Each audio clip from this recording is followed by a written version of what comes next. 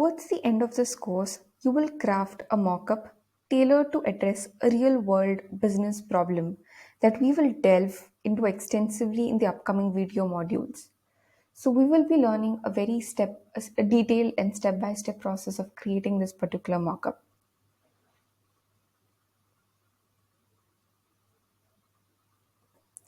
Our journey commences by immersing ourselves in a fundamental yet often overlooked realm of UX processes, a skill set that's in high demand today, especially in the era of AI.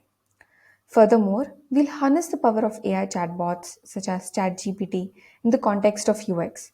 Our exploration extends to the versatile design tool known as Figma, where we will uncover the potential of the AI driven FigJam, enhancing the efficiency and speed of our UX processes. We will also learn the different features in Figma in detail that will help us to create the mockup that we just saw. To complete, we'll also learn the significance of usability testing. So let's embark on this learning adventure together.